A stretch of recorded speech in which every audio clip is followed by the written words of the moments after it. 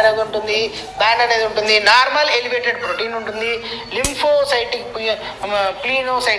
ప్లీనోసైటోసిస్ అనేది ఉంటుంది. సబ్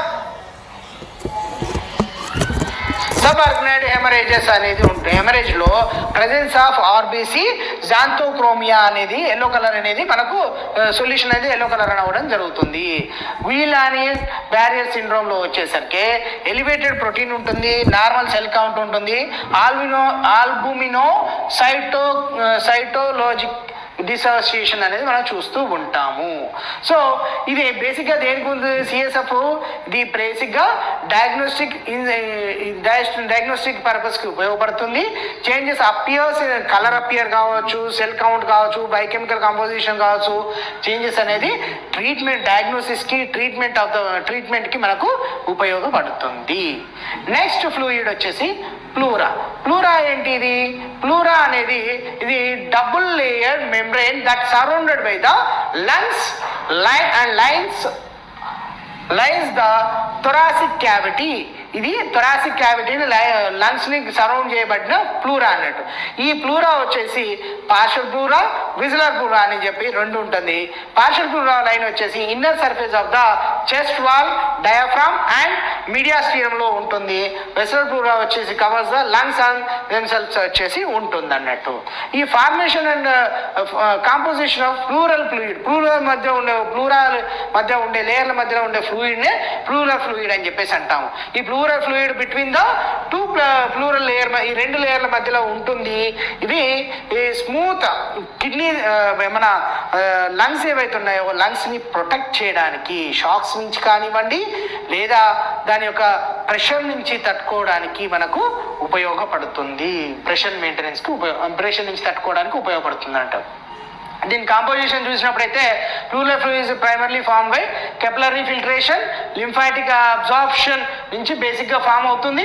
కెపిలరీ ఫిల్ట్రేషన్లో ఏమవుతుంది? Small amount of plasma protein and fluid escape from the capillaries in the partial pleura and pass into the pleural space. అంటే ఇప్పుడు ఏదైతే plasma protein ఏదైతే ఉందో, plasma proteins and small amount of plasma proteins and fluid capillaries నుంచి మన plural ఫ్లూయిడ్లోకి లేయర్లోకి వస్తుంది. దానివల్ల వస్తుంది అన్నట్టు ఫ్లూయిడ్ అనేది ఉంటుంది.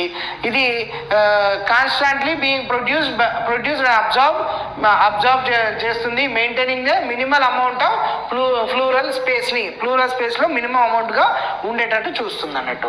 ది లింఫాటిక్ అబ్జార్ప్షన్ వచ్చేసి excess of fluid in the pleural space is drain by the lymphatic system and prevent the fluid accumulation. అంటే ఏం లేదు, ఇప్పుడు ఇప్పుడు రోజు ఇట్లా అబ్జార్బ్ అవ్వడం వల్ల ఏమవుతుంది? ఎక్సెస్ అమౌంట్ అనేది ఫామ్ అవుతుంది కదా, దాన్ని రిమూవ్ చేసేదే లింఫాటిక్ సిస్టమ్ అన్నట్టు. సో దీని కాంపోజిషన్ చూసినట్టయితే ఇది వాటర్ 98 to 99% ఉంటుంది. ఎలక్ట్రోలైట్ వచ్చేసి సిమిలర్ టు ద ప్లాస్మా ఉంటాయి. ప్రోటీన్స్ కూడా albumin, globulin and some enzymes ఉంటాయి దీంట్లో.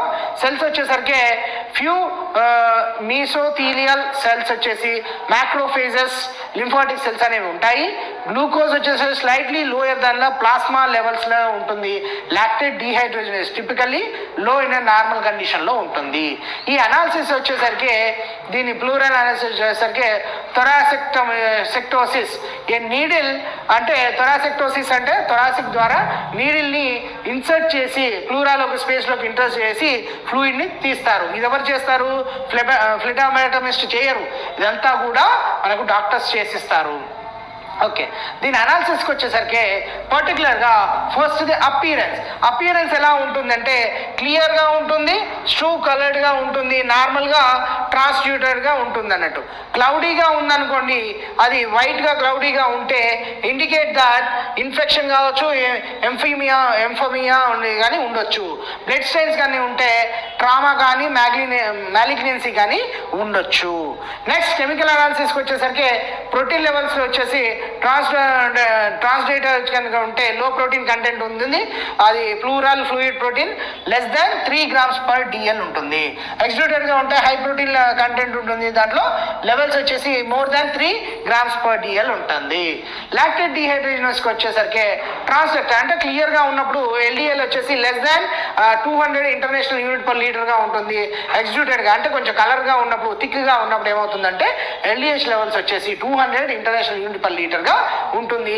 ఇది ఒకవేళ ఎలివేటర్ లెవెల్స్గా ఉంటే అది ఏమవుతుంది, due to the inflammation and malignancy ద్వారా ఇది ఉంటుంది అన్నట్టు. గ్లూకోజ్ లెవెల్స్ కనుక వచ్చినట్టయితే గ్లూకోజ్ లెవెల్స్ వచ్చేసి low glucose levels can be seen suggested infection. ట్యూబర్క్లోసిస్లో తక్కువగా ఉంటుంది, మ్యాలిగ్నెన్సీలో తక్కువగా ఉంటుంది. So pH low pH may be indicated the infection and malignancy అని చెప్పుకోవచ్చు. సెల్ కౌంట్కి వచ్చేసరికి లో వైట్ బ్లడ్ సెల్స్ కనుక ఉంటే దాన్ని ట్రాన్స్డక్టర్గా ఉంటుంది, క్లియర్గా ఉంటుంది, నార్మల్గా ఉన్నట్టు. హై వైట్ బ్లడ్ సెల్స్ కనుక ఉంటే ఇండికేట్స్ దట్ ఇన్ఫెక్షన్ ఉండొచ్చు, నిమోనియా, ఎంఫోబియా అనేది ఉండొచ్చు అన్నట్టు. సో లింఫోసైటోసిస్ కనుక ఉంటే can suggest that tuberculosis, malignancy, viral infection కనుక ఉండొచ్చు. అదర్ టెస్ట్ ఏదైతే ఉన్నాయో దాంట్లో అమైలేస్ కనుక ఉంటే elevated level could be indicate that pancreatitis, oesophageal rupture అనేది ఉంటుండొచ్చు. లేదా కల్చర్ అండ్ గ్రామ్ స్ట్రైనింగ్ చేసినప్పుడు ఫర్ బ్యాక్టీరియా ఇన్ఫెక్షన్ కోసం చేయొచ్చు. సైటాలజీలో చెక్ చేసుకున్నప్పుడు చెక్ ఫర్ మ్యాలిగ్నెన్సీ గురించి చేసుకోవచ్చు. టీబీపీసీఆర్ చేసినప్పుడు ట్యూబర్క్లోసిస్ గురించి మనం చేసుకోవచ్చు. రిజల్ట్స్ ఇంటర్ప్రిటేషన్స్ వచ్చేసరికి క్లియర్గా ఉన్నప్పుడు, క్లియర్గా ఎప్పుడు ఉంటుంది, due to the systemic condition affected with the fluid balance that is such as heart failure, cirrhosis and nephrotic syndrome, that is a transudate. Characterization వచ్చేసి లో ప్రోటీన్ కంటెంట్ ఉంటుంది, లో LDH ఉంటుంది, ఫ్లూయిడ్ ఆఫ్టర్ క్లియర్గా ఉంటుంది. Management వచ్చేసి treat underlying causes, managing and heart ఫెయిల్యూర్లో మనకు దీన్ని చూసుకోవచ్చు. ఎక్స్ట్రాటరీ అంటే ఇప్పుడు మనకు థిక్గా ఉన్నప్పుడు, దాని టర్బిడిటీ ఉన్నప్పుడు ఏమవుతుంది, cause by local factors such as infection కావచ్చు, మ్యాలిగ్నెన్సీ కావచ్చు, ఇన్ఫ్లమేషన్ కావచ్చు. ట్రామా టైంలో ఇవి మనకు థిక్గా వైట్ కలర్లోకి వచ్చేస్తాయి అన్నట్టు. Because of the protein, high protein LDH content after cloudy turbidity appearance వల్ల ఇది వస్తుంది. మేనేజ్మెంట్ వచ్చేసి underlying cause of treatment of might లో antibiotics and drainage and surgery ద్వారా దీన్ని మనం క్లియర్ చేయొచ్చు. సో లైట్ క్రైటీరియా వచ్చేసి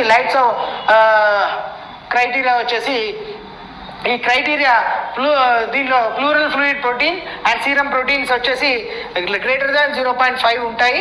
plural fluid LDH, serum LDH వచ్చేసి గ్రేటర్ దాన్ 0.6 ఉంటుంది. And pleural fluid LDL 2/3 of the normal upper limit of serum LDH అనేది దీంట్లో ఉంటుంది. Common cause of pleural effusion వచ్చేసి transudative effusion, that is heart failure, cirrhosis and nephrotic సిండ్రోమ్లో ఉంటుంది. ఎక్స్ట్రోడక్టివ్ వచ్చేసి pneumonia, tuberculosis, meningitis, pulmonary embolism, ప్యాంక్రియాటైటిస్లో మనం దీన్ని చూస్తూ ఉంటాం. ఇది about pleural fluid.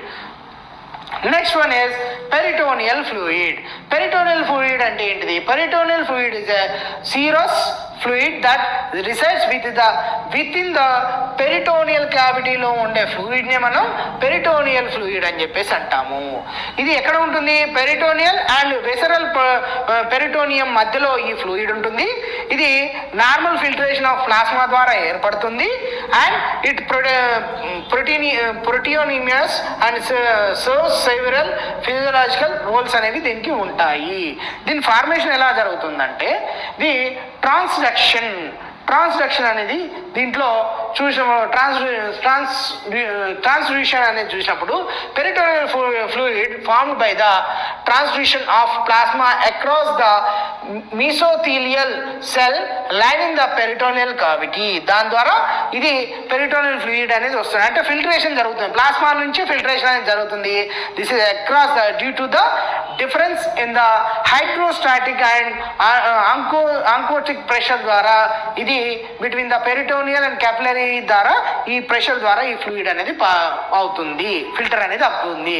Absorption and secretion, ఇది ఎలా అబ్జార్ప్షన్ సెక్రేషన్ జరుగుతుంది అంటే peritoneal fluid consist of absorbed and secreted in the small amount keep in the balanced peritoneal cavity. Lymphatic అంటే దీన్ని సింపుల్గా చెప్పాలంటే ఇది మనకు పెరిటోనియల్ క్యావిటీలో సెక్రేషన్ అవుతుంది. కెపిలరీస్ నుంచి ఇది తీసుకున్న తర్వాత ఒకసారి ఇది లోపలికి వచ్చిన తర్వాత దీని యొక్క లెవెల్ ఇంక్రీజ్ అయినప్పుడు ఆటోమేటిక్గా లింఫాటిక్ డ్రైనేజ్ సిస్టమ్ ఏదైతుందో అది దీని నుంచి తీసేస్తుంది అన్నట్టు. దీని ఫ్యాక్టర్స్ ఏమేమి ఎఫెక్ట్ చేస్తాయి దీన్ని అంటే increased blood pressure in the peritoneal cavity may leads the excess of fluid accumulation చూపిస్తుంది. Changes in the plasma proteins levels అంటే low albumin in diseases like nephrotic syndrome can reduce the oncotic pressure leads to the fluid accumulation అన్నట్టు. ఓకేనా. దీని composition వచ్చేసరికి water, electrolyte, proteins, glucose, cells, lactate, dehydrogenase and other consistence దీంట్లో ఉంటాయి. దీంట్లో ఎలక్ట్రోలైట్లో బేసిక్గా sodium, potassium, chloride, bicarbonates present అయి ఉంటాయి. ప్రోటీన్స్ వచ్చేసి మనకు ఆల్బుమిన్, గ్లోబులిన్స్ అనేవి ఉంటుంది. ప్లాస్మా ప్రోటీన్స్ అన్ని కూడా దీంట్లో ఉంటాయి. అయితే ఈ ప్లాస్మా ప్రోటీన్స్ బేస్ చేసుకొని దీని ఫ్లూయిడ్ పెరిటోనియల్ ఫ్లూయిడ్ డిపాజిషన్స్ అనేవి జరుగుతూ ఉంటుంది.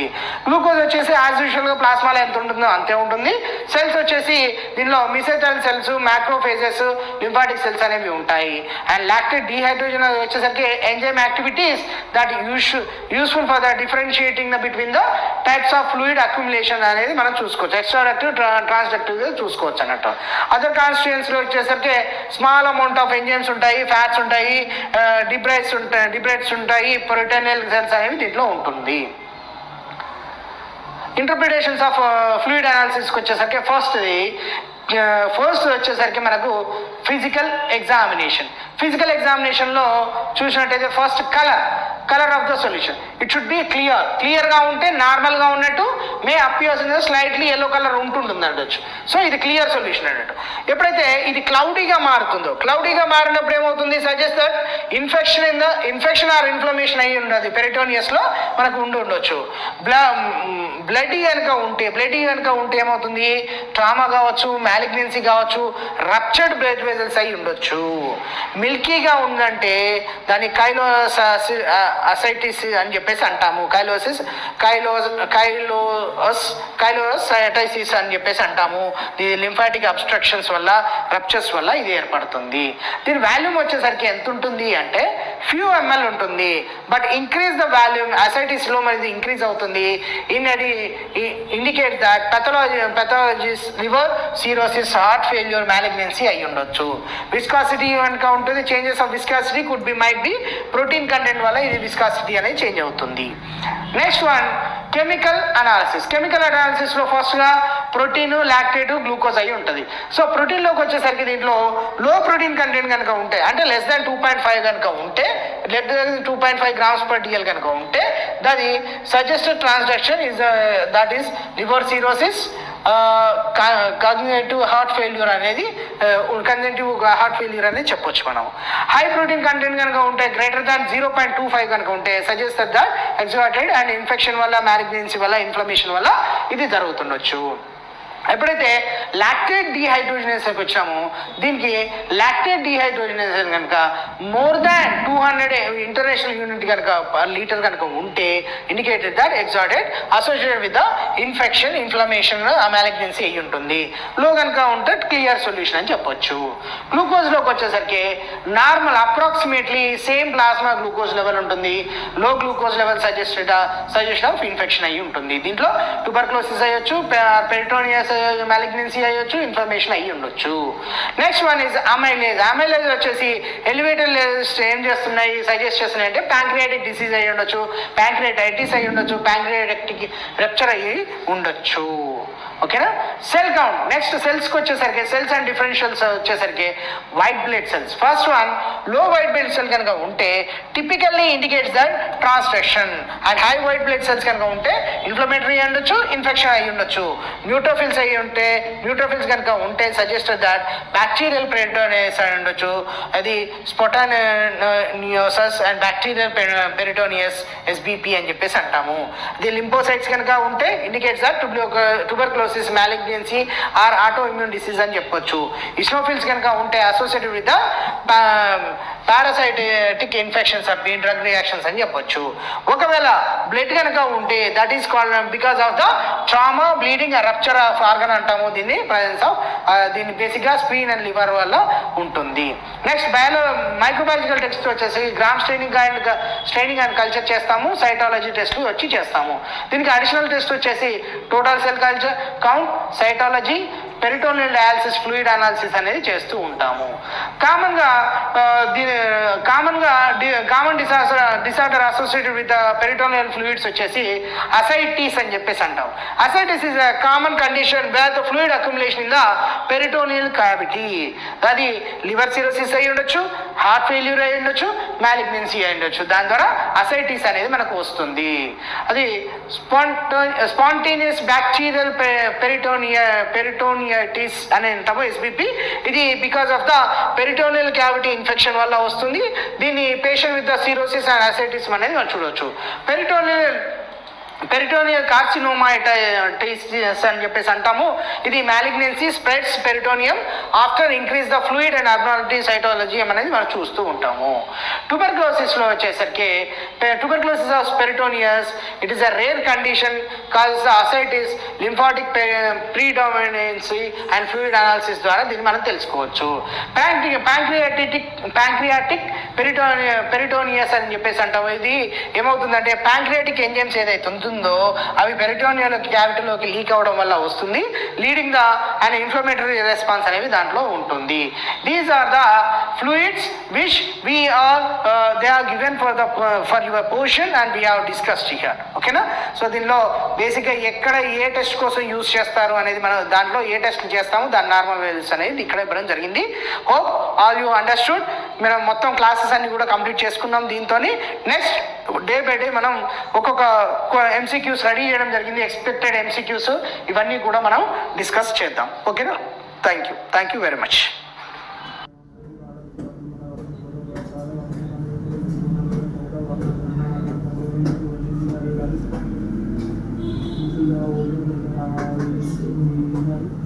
Ini pada